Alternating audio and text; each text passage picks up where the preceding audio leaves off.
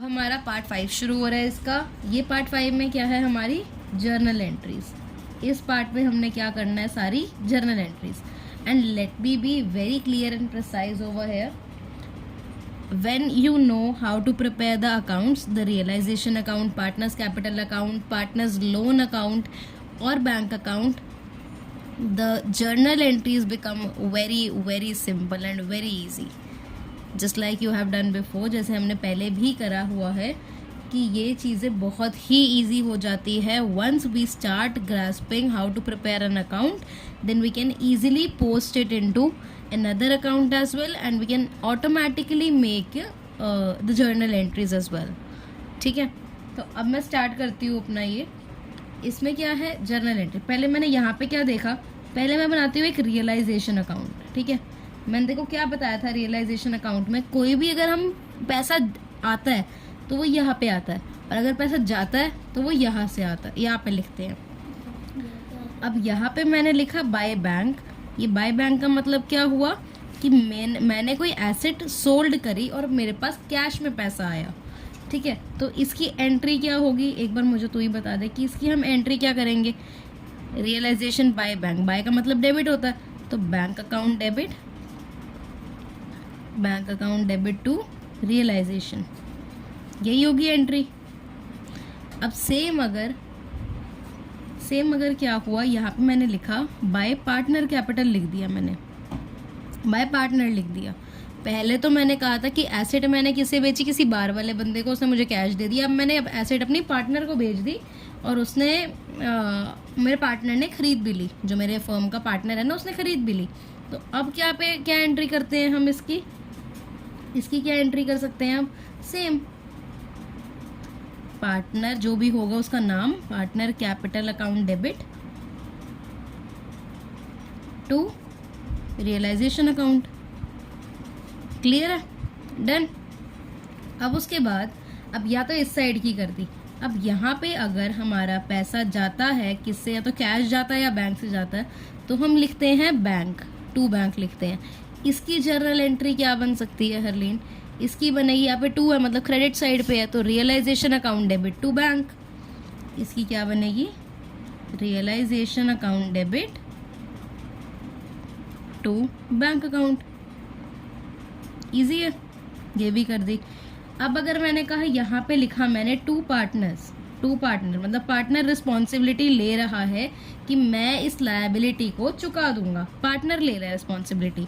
तो अब हम जर्नल एंट्री क्या करते हैं, ये तो टू है और यहाँ पे टू का मतलब क्रेडिट होता है, तो मतलब realisation account debit to partners capital account, जो भी पार्टनर है पार्टनर्स कैपिटल अकाउंट।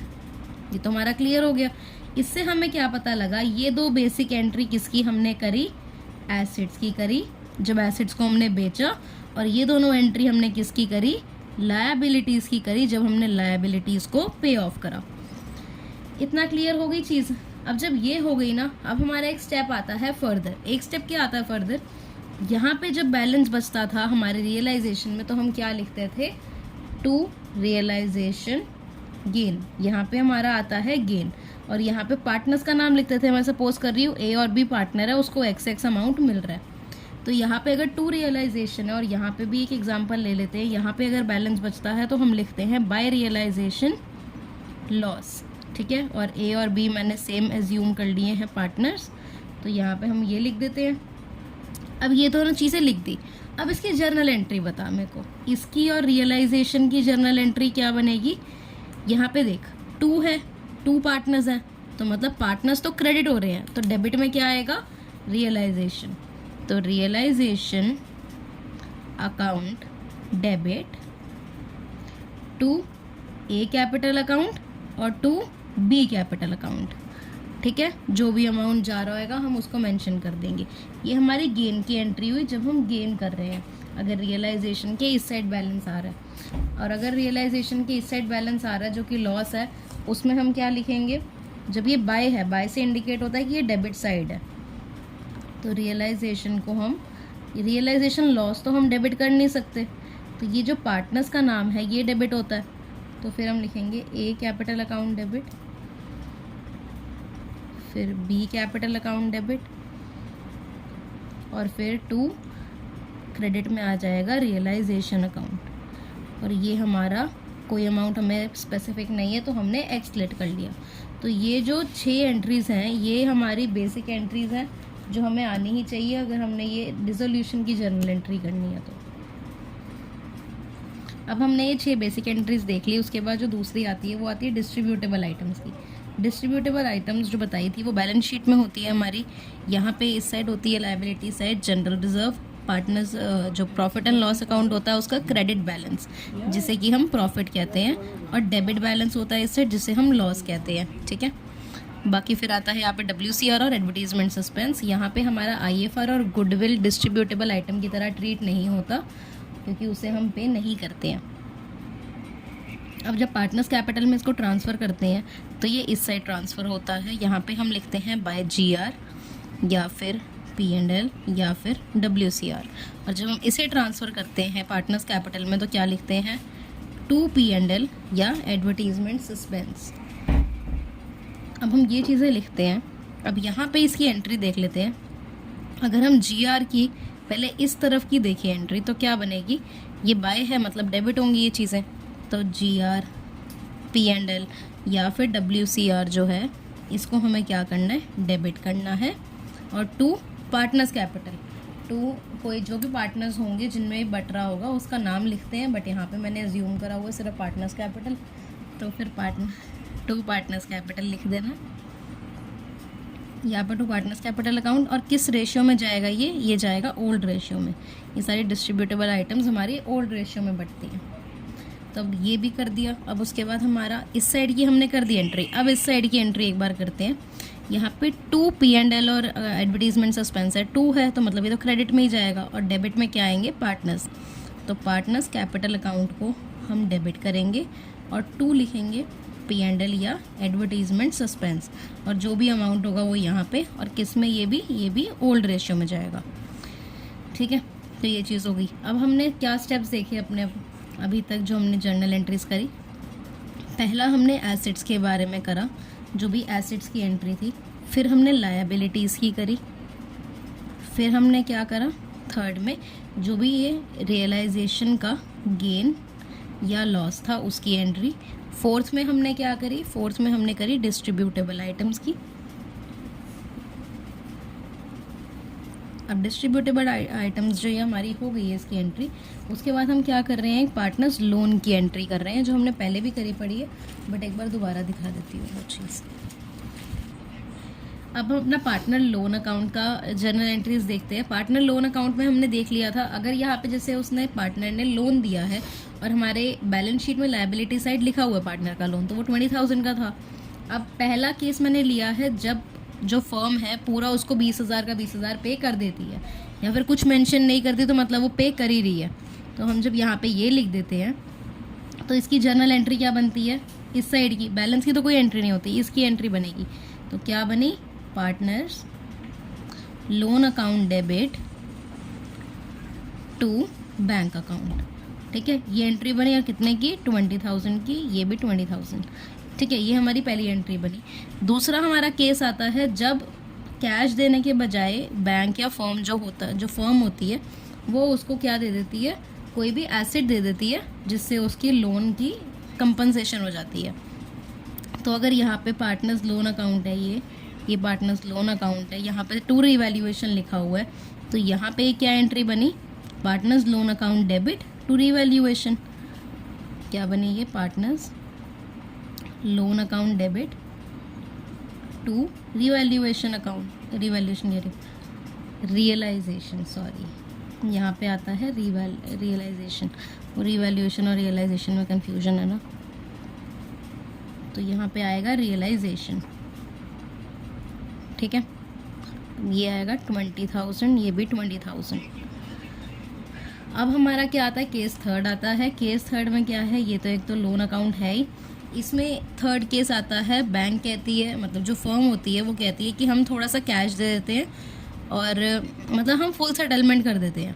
20,000 का देना था उसको लोन, उस पार्टनर को, बट उसको 18,000 दे के ही फर्म जो है वो सेटल कर देती है। तो जो उसका बैलेंस बचता है वो रियलाइजेशन में आता है।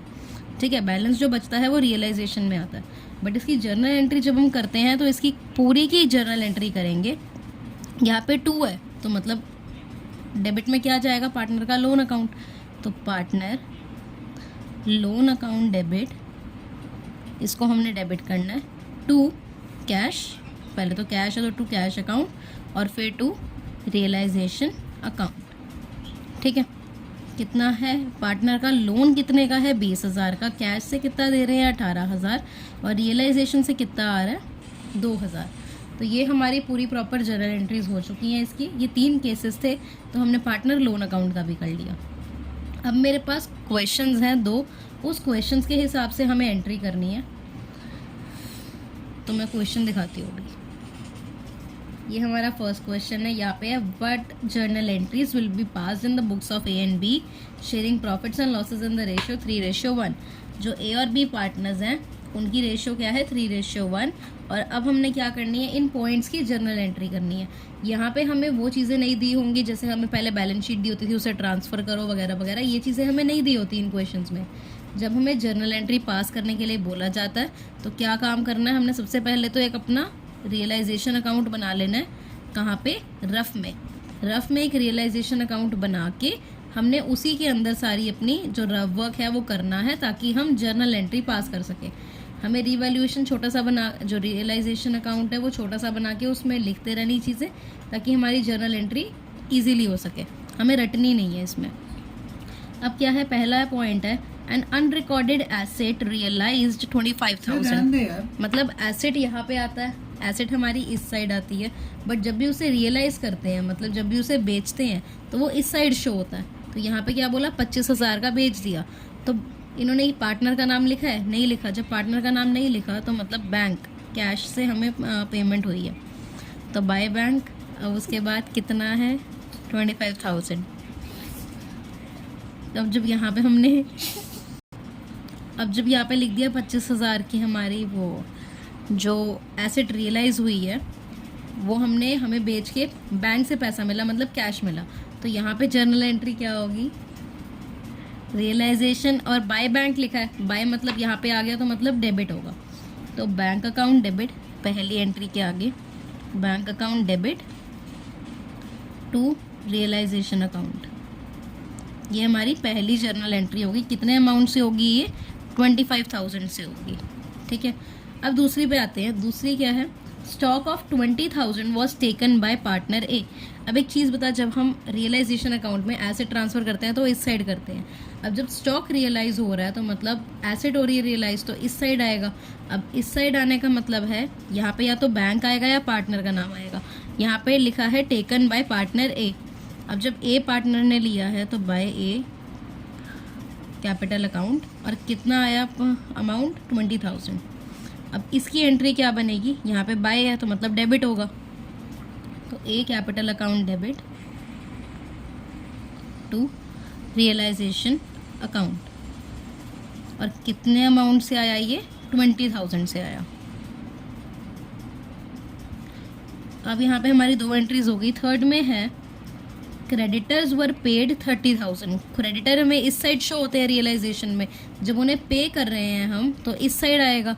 जब इस साइड आएगा तो इन्होंने पार्टनर का नाम तो नहीं लिखा, बैंक से ही होगी मतलब, तो टू बैंक, और कितना 30,000। तो इसकी एंट्री क्या बनेगी, यहाँ पे 2 है मतलब ऑलरेडी क्रेडिटेड है ये चीज़, तो डेबिट में क्या आएगा, रियलाइजेशन। तो realisation account debit to bank account, और कितने अमाउंट से आएगी, 30,000 से आएगी। अब हमारे पास यहाँ पे 4th एंट्री आती है। 4th एंट्री है हमारी, there was a balance of 10,000 in general reserve account on the date of dissolution. अब जनरल रिजर्व हमारा कहाँ पे आता है, पार्टनर्स कैपिटल में। तो पार्टनर्स कैपिटल एक रफ में बनाना है।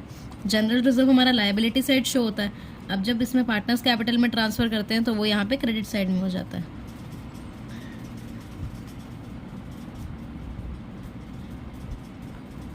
यहाँ पे बाय जनरल रिजर्व लिख देते हैं।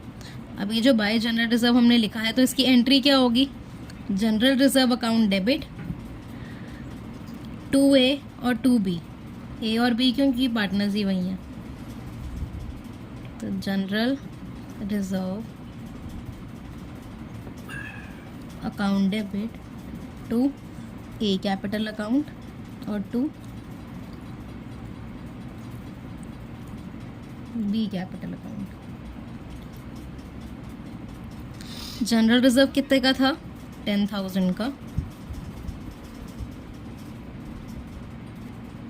अब ये जनरल रिजर्व 10,000 का है हमारे पास, तो हम इसे किस में बांटेंगे? अपनी 3:1 में। किसमें बांटेंगे? 3:1 में। तो ए के आगे ए को मिलेगा 7,500 और इसको मिलेगा 2,500। ठीक है, फिर हम आते हैं अपने फोर्थ पॉइंट पे। फोर्थ पॉइंट है हमारा, फोर्थ तो हो गया, फिफ्थ है। फिफ्थ हमारा पॉइंट है, there was a vehicle loan of 2 lakh. 2 lakh का हमने एक व्हीकल खरीदा था और क्या करा था? हमने बैंक से लोन लिया था, which was paid by surrender of assets to the bank at an agreed value of 1,40,000। मतलब हमने क्या करा था? एक एसेट गिरवी रख के 2 लाख का लोन लिया था और वो 1,40,000 की एसेट है। And the shortfall was met from firm's bank account. मतलब अब जो हमने 2 लाख का लोन लिया था उसमें से हमने 1,40,000 तो कर दिया कंपनसेट, जो हमने पहले ही 1,40,000 गिरवी रखा पड़ा था, जो हमारा एसेट हमने वहाँ पे रखा था, तो वो 1,40,000 का था। हमें उसको 2 लाख बनाना है, बैंक को तो पूरे 2 लाख चाहिए ना। 1,40,000 पहले मिले पड़े हैं, तो अब कितने मिलने हैं? अब मिलने हैं 60,000। तो इन्होंने क्या लिखा? जो 60,000 की शॉर्टफॉल है was met by the firm's bank account. अब शॉर्टफॉल कौन पे कर रहा है? बैंक पे कर रहा है, फर्म का बैंक अकाउंट। तो अब जब पैसा जाता है तो किस साइड आता है? इस साइड। तो टू बैंक, पार्टनर का नाम तो आएगा नहीं, तो टू बैंक, और कितना आएगा?